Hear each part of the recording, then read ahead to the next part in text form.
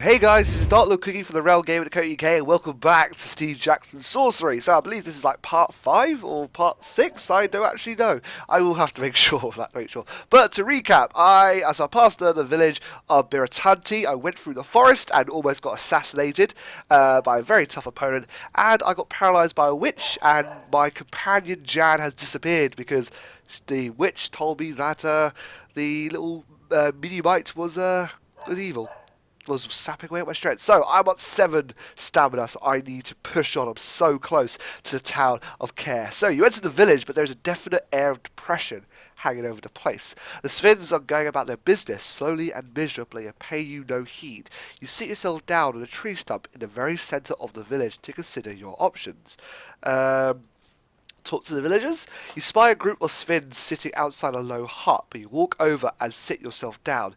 They are discussing a friend apparently killed in the night by an assassin's curved blade. Ooh, that was me. No, I can't say it. Is that why you're all afraid? We're afraid of no thing, retorts one of the Sven. Furiously, no. But much worse, another Sven bows his head down on the table, but with Esh dead, he would say Tia. He was Esh. Our greatest, the Sven, who says he bangs his chest with a fist and then coughs twice. Tia is Chief's daughter. The other Sven says Esh was to save her. Now Esh not alive, so Tia soon not alive. What happened to her? Goblins, they sacrifice. He is unsure of the word, so it might a gesture like stabbing downwards knife blade. Yes, sacrifice to great cave demon. Trouble is, another says, our village die if chief line end. Tia is end, so if end ends, we end. All very sad. Okay, so Tia dies, then the lineage is gone. Very sad, they all agree. Who you? One asked suddenly, as if you were only just thinking it. He prods you on the chest. Warrior. Warrior! A sudden gleam enters the biggest one eye. Great warrior? The greatest. Best be good. Meek, Tifa, he signals to the others, who are quickly going on their feet. Big, hefty odds speaking for you. We take to chief. If we can resist, they have you and are hauling your bodily. Okay, that's... Why are you taking me? Ooh, probably wasn't a good idea to sort of say, I am great warrior. La la la. This isn't... I'm like, captured again? Are you serious? Oh, okay. Can I just...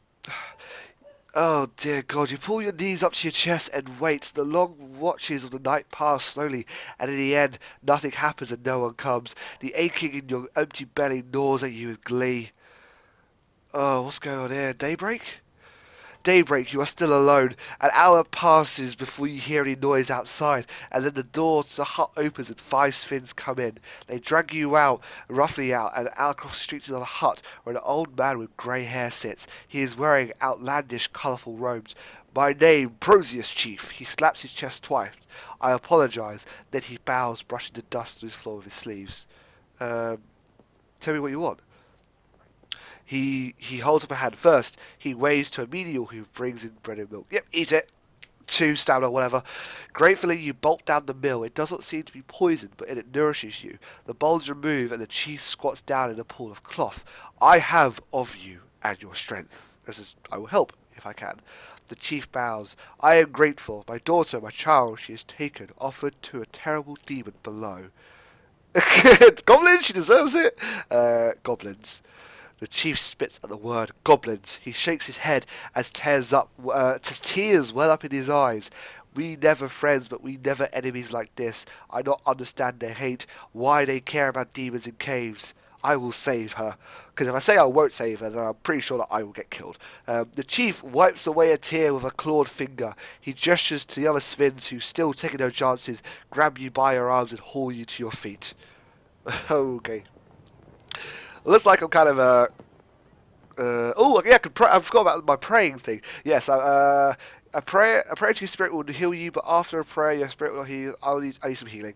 Hey, your spirit has healed you. Good, thank you, Mister Ape Man in the Sky. Brilliant. So, looks like I'm kind of shooed in to helping this village and finding their daughter. You are led along a short pathway through the forest to a crack in the ground. One Sven has brought a rope and another a basket. They're preparing you to lower you down into the pit of the earth itself. You'll pay me richly for this. You hear Richard Lister says nod. The chief replies, "We are poor, but we will try." Watch the darkness, he declares, as they start to lower you down. You hit the floor with a thud and peer into darkness. Your eyes can make out nothing, but a slight breeze suggests endless space in all directions. You are blind, helpless, trapped. Something clatters to your feet from above. One of the Sphinx shouts something down at you. "Oh, I'm blind. Feel around on the ground." You crouch down and feel around your feet until your hand closes on the base of something. You pick it up. It is a dry wood torch. Something else falls from above and strikes you on the head. "Tinderbox," calls the voice. So light up the thing. And I'm not going to curse whoever hit me. That's just whatever. So I can now see. I can now see where I'm going. Brilliant. So, if I have to kill this demon thing, this isn't going to be good. You can now see you're in a large cavern, wide and deep, as the far end passageways disappear to left and right. Though an uneven rockfall at the far end of the cavern, you hear a murmur. Listen to the rocks. You clamber over the rocks at the edge of the cavern to investigate the sound. It is a whispering, coming from the other side of the pile of stones. The Sphin Girl, perhaps. She came in this way, but then the cave-in blocked off her path. You'll have to find out a way to reach her. I will go left. You go left and creep slowly into darkness, ears straining for the sound of approaching threat. The passage rises up a gentle incline. At the top, a thick crystal seam glitters in the torchlight, and a tunnel ends in a T-junction. Look at the crystal.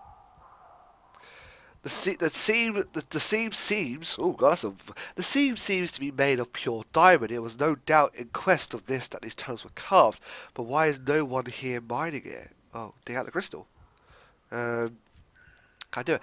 You try to pry some diamonds loose from the incredible seam into the rock, but your sword is not up for the task, and you would only make it blunt. You could perhaps return with a proper pick, but only if you can escape these tunnels first. Okay, I'm going to go left again. You take the left passage, you walk down the passage for several minutes, then step on some dirt, and the ground beneath you gives way. You plunge into a hidden pit and land on something soft. A lucky escape. Oh my god, what the fuck is that? A lucky escape, or maybe not. Whatever it is you're landing on is moving, and what is more, it's hissing. You're in a pit of snakes. Use magic. With the world of magic. I couldn't cast spells if he was with me. Oh, thank you, witch. Okay, so Jan was evil. Okay, that's cool. I can cast a spell. Oh, I never noticed that. I never. Okay, okay. Spell casting. L-A-W. Law. Go. You cast a spell and feel the snakes come on your head. Order them back. I got all of them to help me. Yeah, you command the snakes to approach. They slither nearer and nearer, and then they begin to climb the walls, holding themselves erect until they form a living ladder. That stretches out the back. Yeah, I'm going to climb it quickly. Up I go. You steel your courage and climb quickly back up to the tunnel above. Back on the firm ground, you watch as the spell leaves the snakes, and they tumble, snapping, hissing, and hungry back to the cavern floor. You are soon back to the crystal sea, where a passage, side passage opens to the right. Let's go to the right then. You turn right, then you see a spot of sunlight up ahead and rush forward to find yourself back beneath the crack in the ceiling with which you came. Okay, go straight on, go back. Okay. You push on, further on into darkness. The passageway slopes down a short way, then splits. Two stones are stacked on top of one another against the wall here. Okay, what are the stones? There's nothing special about the stones. They happen to be on one on top of the other. Go right. The tunnel twists and bends sharply as if carved by a river, now long since dried away. You lose all sense in which way is which, except to keep going forward, where the passage you are following finishes at another fork. There are a pair of stones here as well. Okay.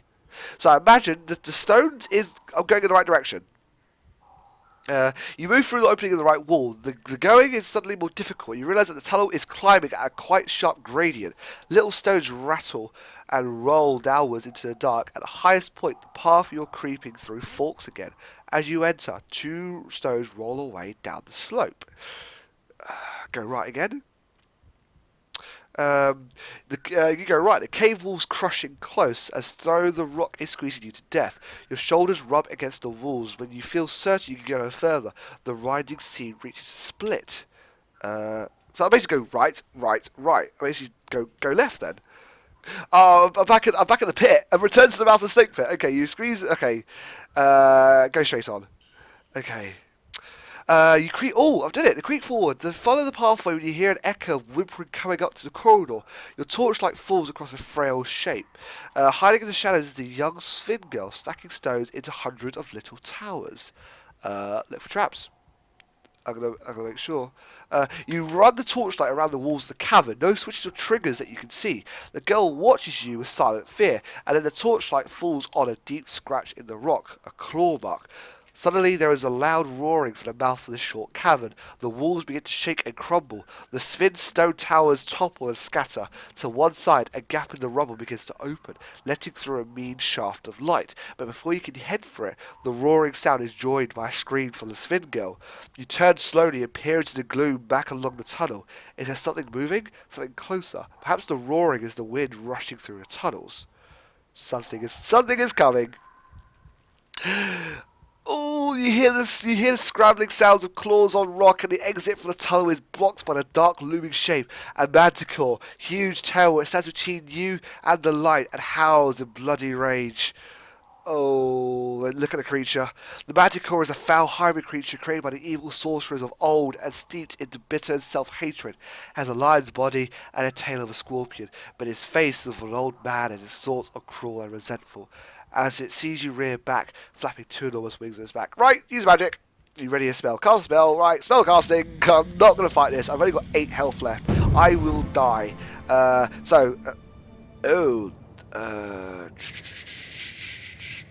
Okay. No, I can't use it. Can you say what's this? I can't use law again. It's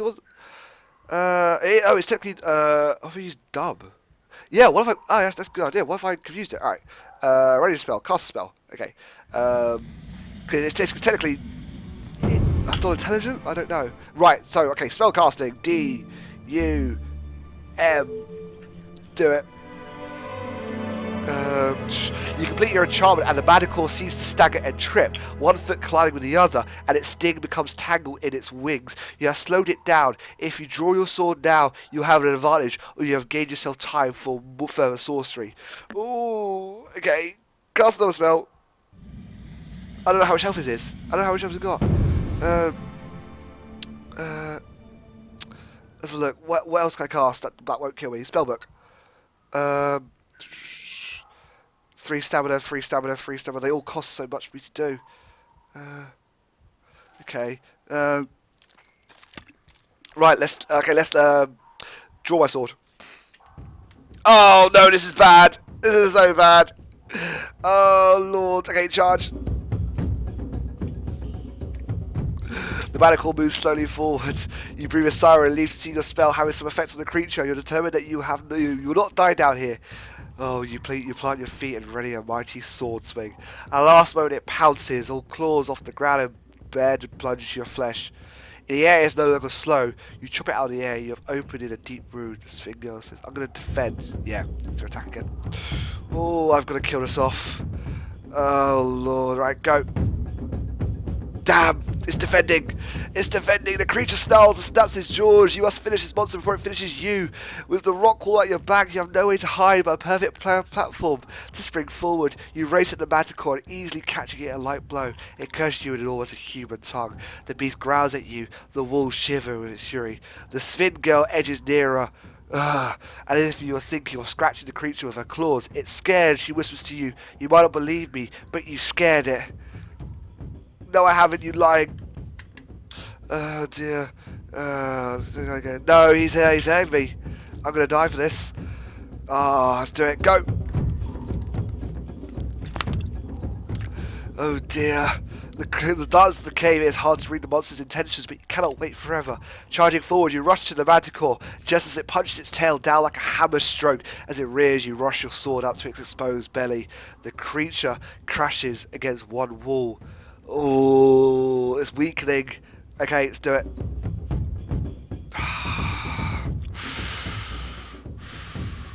This isn't good. No! Oh no, I can't defend. If I defend, I die. If I defend, I die. No, can I use a ration? I can't use any items. Have I got anything? Oh yeah, okay, that's good. Okay, right. Okay, let's give me some time. Okay, I never knew you could do that. Give me some time. Okay, so if I defend, okay, is he gonna attack? He's gonna attack again, isn't he? No, I'm in a worse position as I was before. Oh, no, this ain't good. Right, so I thrust him again. And oh, the Manacle laughs at you with the human expression of twisted joy. You risk an attack. Racing across the stone, you charge headlong towards the Manticore. At the same moment as it comes for you with its terrible sting, you cut into it like a butcher. The Manacle screams and howls in a voice that is almost human. It is dying, slowly, furiously, but nonetheless it weakens. The creature stretches its enormous jaw and roar. Okay, if this does too, I win. Yes! I did it! Dropping your weight, you chop a heavy swing at the vile beast. Your sword blade seems almost to be possessed. It finds its way past the Manticore, sweeping claws through its thick hide and down into its ancient cruel heart. For a moment it howls loud enough to make the walls shake, and then everything falls very quiet. Oh my god. The only noise in the chamber is the hammering of your heart and the quiet breathing of the Svingale. Thank you, the Svingale murmurs, then tugging at your arm. This way. She leads you towards the light, through a gap in the rock to the pool of sunlight in the first cavern. Let's get out of here. You wave the torch, hoping to attract attention. Tell the girl to call up. Girl, call to your father. The Sven child nods mutely and her balls at the top of her lungs. Proteus, I'm here. Then something drops down, a rope with a basket on the end. Getting together, the cheek calls from above. We'll put you up first. Oh, okay, actually, send the girl up first. I don't know. You step into the basket and help the girl to clamber in with you. Ready, the Sven above begins to haul. The rope stretches and grows taut, but the basket doesn't move. The rope starts to make a squealing noise, and the basket lifts a finger width off the floor. Get out, let her go first. Yeah, because the girl goes first.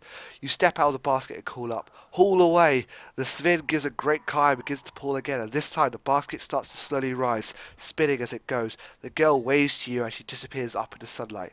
Then she is gone. A minute passes. Nothing. Call up. Throw down the rope. Nothing. The tunnel echoes very slightly. A noise from the death. And perhaps the Manticore was not alone. Oh, start to climb. Can I climb out? What's it? They have abandoned you, left you your fate. Disagreeable creatures, their promises of gifts and rewards were all hollow. Setting down the torch, you begin to try and scale the rocky walls. It's a long and difficult climb and you are tired. You cannot expect to make it, but you have no choice. But then a shadow falls across the entrance. Are they sealing? Oh no! I see it up. No, something. Oh, thank God for that. The rope and the basket. You clamber quickly and they haul you up.